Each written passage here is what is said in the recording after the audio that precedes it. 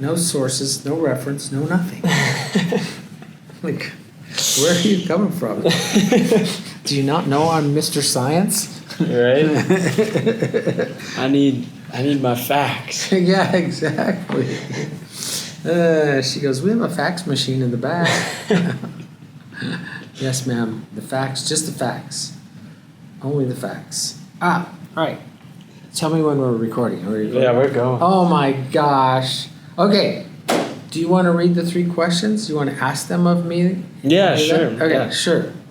All right. Should we just I'll just start with the first one. Yeah. So, Howard, is there a scientific explanation for evil? Well, let me ask you this. Have you ever heard of a scientific explanation for evil before? No. Because people talk about morality, right? Yeah. They'll say good and evil, but that's like morals, ethics, philosophy, just science. First of all, what is science? Science is that which is reproducible in a controlled environment with measurable and predictable results. That's called the standard empirical evidentiary model for science. That's what we use to determine a materialistic universe. It's physical. And we know that most of the universe is not physical. At least we can't measure it. That's where dark energy comes in, dark matter. But we're going to confine ourselves to a scientific explanation for evil. You have to define what evil is. So I will define it in what I call a scientific terms, which is something that matches a scientific definition. So, all right, we're in a new location. Yeah, new location. We're going all around the world. Yeah. So we were talking about the scientific explanation for evil and that what science is and how it's used to describe our physical material world. Yeah. And even things that can be measured and reproduced in a controlled environment. So how does that relate to evil? Well, if we use the standard scientific method, we would want to describe it in terms that are material based. So normally they'll be, as I mentioned, philosophical or moral, but we're going to try to confine it physically. Now, we're doing Bible verses? That's cool, right? All right, because sometimes we have podcasts, we want it to be just initially secular and then we talk about the Bible, but we'll start right away. So if you look at Genesis 2:17, Adam is told by God that the day he eats from the tree of good and evil, eats the fruit, that he would surely die. And so connected with evil is the idea that death enters into the realm. Prior to that, there was no death. Because God said it won't happen until if you do this, then this will happen. So what is death? Now we have to get an explanation of what death is. So death, to me, explained scientifically, is the randomizing of any object to the point that it ceases to function for the purpose in which it was originally intended. So for humans, once we cease to physically function on this earth, we die. That's physical death. Yeah. Now in Genesis 2:17, it said muth, which meant, word muth means die. Die once and then die again. So Adam immediately died. He disconnected from God. And I speculate that his DNA was kind of like a slinky. It was perfectly symmetrical. Where if you look at a DNA now, it's all twisted and tangled up. Had it been perfectly symmetrical and round and connected, and there was redundancy with other DNA material that's next to it, other helix, the DNA is bound in a helix shape form, the possibility exists that it could have functioned, and you can look this up on Google or YouTube it, that the DNA has the ability to resonate. Well, what does that mean? Everything that's physical has a resonant frequency. What does that mean? It means that if you have a sound or a frequency, a certain frequency, it will start to cause that object to vibrate. So if you remember, I think I said it on one of the other podcasts, There was a bridge they called the hurdy-gurdy in Tacoma where the wind was blowing in the 30s, and then the bridge started oscillating with the wind because the wind is at the very same speed that the engineering effects. You could see the bridge start to resonate, and it kept resonating until eventually it tore the bridge down. That's the same reason I told you before that when they tell troops to march over a bridge, not to march in sequence. Because if they all marched at the same time, it would create a wave, a resonant wave, and it could damage the bridge or cause it to collapse. See that? It's the same thing like when you put sand on a speaker that's upside down and you put the sand, different waves, different frequencies, different sounds, different notes cause the sand to change patterns. Oh, yeah. Yeah. So, and why is that? Because there's math in everything. So when God programmed the world, He programmed it according to Himself. He's an ordered being, and everything that He does reflects Him. It's a reflection of Him being ordered. So Adam's DNA was ordered. And it wouldn't be a stretch to say that probably Adam's DNA acted like an antenna when God spoke, however He spoke. We don't really know how that works exactly. But Adam could probably feel it, sense it, hear it within every part of his body.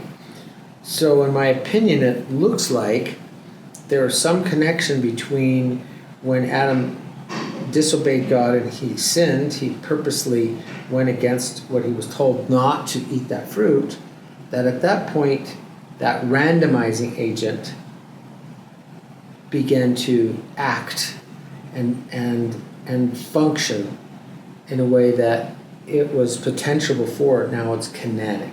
It's absolutely expressing itself. So I've explained it before that you have keys in the air.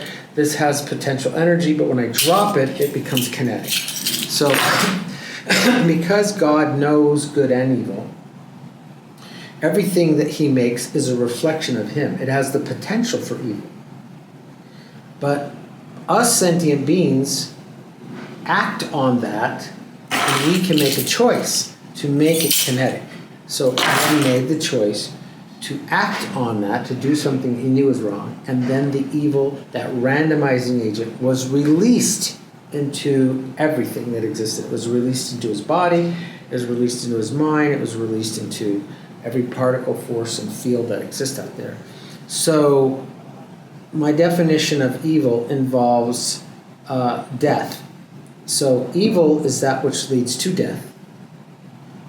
And evil, that which is evil, is caused by randomization. So anything that randomizing creates disorder in something, it could be the perversion, the counterfeiting, the destruction, the undermining, whatever you want to call it, away from that order, that leads to evil. And then that evil leads to death. So the Bible talks about the wages of sin or death. Yeah. The wages, the actions, the kinetic actions of human beings continually operating in disorder causes more randomness, more disorder, which eventually, as oscillating like a bridge, leads to the destruction of that object. So that's just a different way to look at it. So as I've tried to explain before, we should do it like on a chart where we have, on one side we have life and death, and on life we have order, and on death we have disorder. And under life we have symmetry, and under death we have randomization. So you have life and order and symmetry, and you have on the other side death and disorder and chaos and randomness. And so now you have a way to look at everything and say, is this a random act that leads to benefiting, repairing, fixing, creating? Or is it a randomizing act that leads to disorder and chaos and destruction? Yeah. So if you don't know what it's disorder or order, just looking at it, the way that it functions can tell you if it's disorder or order. So anything that leads to or takes away from life technically can be classified as a death-based function or death-based action. So I don't really want to make a big deal about this because I don't want people to misunderstand me, but there are a lot of things that we as humans can choose. But if the ultimate effect causes disorder in the people around us, Yeah. then that's probably evil because it leads to death. So if you were mixing chemicals and you created a noxious, toxic, deadly gas, and you were mixing it in this room and the gas got released, it might be your body and your choice, but that gas would dissipate and start spreading throughout the building and kill other people. That would be an act moving towards evil. Yeah. And everyone knows, oh yeah, what Hitler did was evil. Well, yeah, but how did Hitler get there? Hitler didn't just all of a sudden, when he first got started, say, I'm just going to kill all these millions of people. He thought, well, I'm right and they're wrong, and I'm going to do what I think is right. But he justified what he did by not caring whether it caused disorder or chaos or a loss of life in others. Are there things that now we tend to believe and we say, hey, I have the right to choose. This is my body and I can do whatever I want. Well, it's really interesting that is attempted to foist on people, but then, and I don't want to be misunderstood again, but when COVID came around, they're like, you will take the vaccine. We don't care whether it's your body or not. So I'm like, wait a minute. It's like, yeah, you can't have it both ways. Yeah, I thought you were the same people that were saying, you have the right to choose your body and do whatever you want. Nobody could impose their will on you. Yeah. Now all of a sudden you have the right to impose your will on people? But anyway, so that is a scientific explanation for evil. So do you want to reiterate it in your own words and see if we got it right, or do you want to just keep going? You can probably keep going. Okay, all right, because you want to practice it, right? Make sure you get it right. Yeah. You can cheat your notes. All right. So, is there a scientific reason for allowing evil to exist in this world? I think that, first of all, we have something called Brownian motion and entropy. They are a vital part of this world. And I tend to look at everything as an algorithm. Just like, for me, gravity is an algorithm. Gravity is not a force. Einstein proved that. He said it's the sum total of all the interaction of all the particles and forces and fields, and that sounds just like an algorithm. Algorithms work within a computer. Algorithms are the instruction set for processes for computers to accomplish, to perform. They're just a set of rules. You give them rules. So gravity could function in the next world. It doesn't have to be related to falling down or reduction and anything in friction or resistance. It could just be an algorithm. It functions a certain way. It has a certain effect upon physical objects, and we can explain entropy that way. So now that I've told you that random disorder is related to randomness, and randomness is related to evil, and evil is related to death, we can continue that to say entropy is that force which can continue to increase to the point where evil exists because it's headed in the direction of death. Anything. Mutation of your cells, the randomization of a sound that eventually creates cacophony or creates something like damaging to your ears, behavior that's out of order, that becomes more disordered and eventually leads to death. Even a skydiver. If a skydiver continues to do an activity that statistically is dangerous, the incidence of randomness increase every time he does a skydive because he takes risks. Statistically, those risks increase with each continual action. So taking drugs, drinking, speeding, unprotected intimacy, cussing at people, getting angry at them, exploding on them. If we continue to do those acts of randomness to the point that they increase, eventually they cause disorder, chaos. It becomes an evil function because the ultimate end of that, the wages of sin, are death. Anything you do selfishly just for your own desire without the consideration of others leads to death.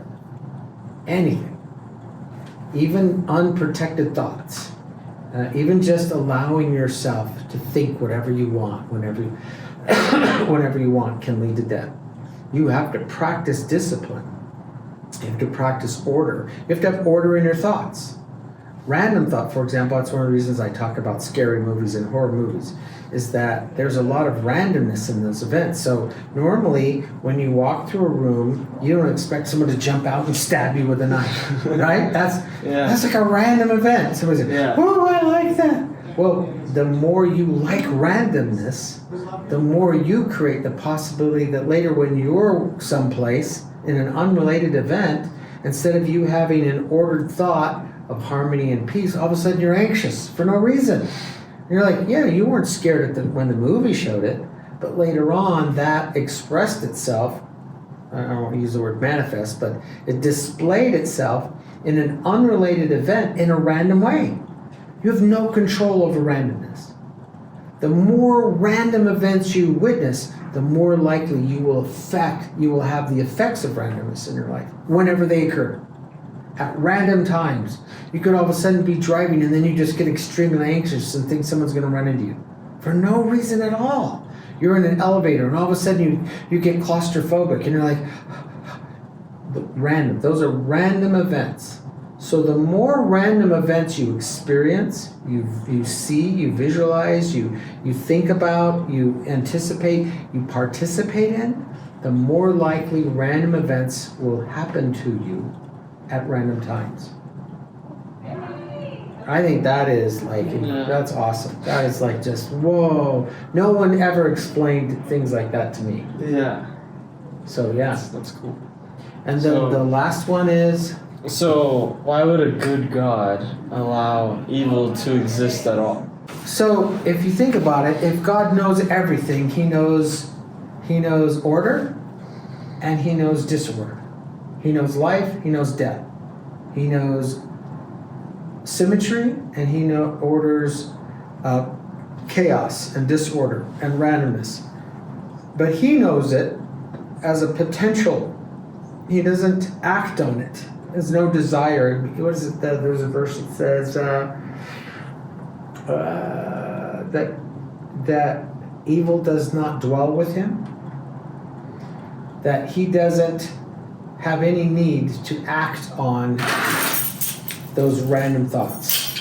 He's only order. Nothing needs to become kinetic that's potential, that's bad. We, on the other hand, are not God. We are not the programmer. We are not outside the program. We are in the program, and we are subject to the randomness and the chaos and the disorder and death in a way that He is not. Yeah, like the rain falls on the just and the unjust. Yeah, that's randomness that occurs for everyone. Yeah. That just goes to show that it's in everything. But that's because we're in this world. But if Adam would have never sinned, we would have never experienced that. Now, you say, well, we had to experience that. I don't believe we would have to experience it. I believe there's a different way that you can make decisions. You don't have to know the bad thing. Like you don't say, I have to know pain in order to appreciate feeling good. You know, we talked about that before. Yeah. I don't have to know suffering in order to appreciate life. I don't. Maybe some people do. But if I can imagine that I don't need it, surely there's a God who can do without it. There's no reason. But He gave these choices and decisions to sentient beings. That's the choice that He gives them. And just like me, with my kids, once they come to the age of 18, I have to allow them to begin to act on their own choices. Until they're 18, I can protect them. I can say, nope, you can't do that.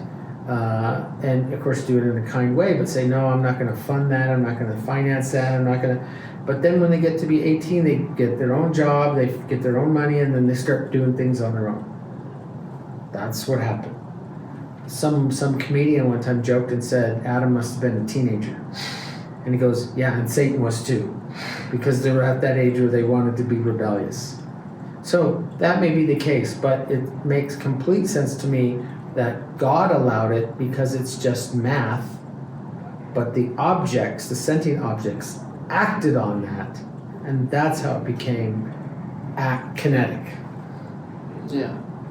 So I think that's just the other thing with the last one, which is, Yeah, it's pretty much the same one. yeah, what does it say? If God is a good God, why does he allow randomness to exist? Yeah, and that's that same thing, is that it wouldn't exist had Adam not sinned. Adam began the act, that's first act of randomness. And according to homeostasis and equilibrium, it has to dissipate. In fact, science says and speculates, based upon spectroscopy, that the edge of the universe, as far as we can measure it, the 14.9 billion years, whatever, it appears to be inflating faster than the speed of light, and nobody knows why. But I have a theory, and my theory is that the ratio of good to evil has to be made. The ratio of order to disorder has to be maintained mathematically, Yeah. because that's the program. Yeah, It's just the way the program works. Because otherwise, randomness overcomes the order easier and faster. And I use it as an explanation like this. You build a house. How long does it take to build the house using order? Well, let's just say it took a month. How long does it take to burn it down? An hour. 10 minutes probably. You could burn a house completely down if the flames got going enough. That's why. Because the world is burning. The world is being burned up. It's being destroyed. Little by little, randomness is increasing. Well, the edge of the universe is expanding to keep that at the right ratio. And part of that we call the anthropic principle, which means that everything has a certain mathematical property, exists extremely within specific confines for the survivability of humanity. You know, we're just a certain distance from the sun. The moon is just a certain distance from the earth. Yeah. Everything is just the certain distance so that everything can function and exist. Homeostasis in equilibrium says that that has to dissipate. Therefore, in order to keep that same mathematical ratio, we have to have inflation to keep it mathematically at that same ratio. It just seems to make sense to me. But that's all, to me, a sciencey way to look at it. Yeah. I never mentioned free will. I never mentioned a morality or philosophy or anything to do even with faith at this point. Faith is making a decision that's a positive decision based upon something in the future that you know that you can't necessarily physically see. We don't physically see God, but we see enough patterns of everything around us that we go, somebody's in charge of this, but then there's also something wrong here. Yeah. But then there's also somebody who can fix it. Yeah. I know that this can't be everything because this is yucky. Yeah. This is. Yeah. So I'm looking for things, looking for patterns, and then you start seeing things happen in your life, positive things that are coincidental, but more of those coincidences occur when you have faith. Way more. I mean, there's times I've had to go places and I've had an inner voice that says, bring that. Yeah. I'm like, I'm doing this. I don't need that. But okay. And guess what? Guess what I need? That. Yeah, that's really cool. Yeah. But that wasn't in my mind, Experience. and that wasn't even, I had to go back out of my comfort zone and go get it or whatever. So you have a bunch of those happen, you go, somebody's helping me. Somebody's helping me, and that's way different than what it used to be before. And then you go, oh yeah, so I mean, what is faith? The Bible says faith is the evidence of things hoped for, evidence of things unseen, the substance of things hoped for. So faith is a connection, in my opinion, to the future. And God knows the future. Yeah. We're limited. We're like trusted. Yeah, we're limited. Well, that's it. Trust is a Yeah. big deal. A relational aspect based on trust. Mm-hmm. So we didn't go into those because they're not basically, that's more difficult to explain scientifically. But I mean, you could look at it as saying, look, science says if you see patterns and you know that there's a certain algorithm and you have confidence in that algorithm that those patterns will reoccur, that's science. Yeah. Well, you could just say that's like faith. Faith is the algorithm expressed on a daily basis in a person that has control over the program. Right. Well, that's one way to do it. Yeah, All right. we're good. All right.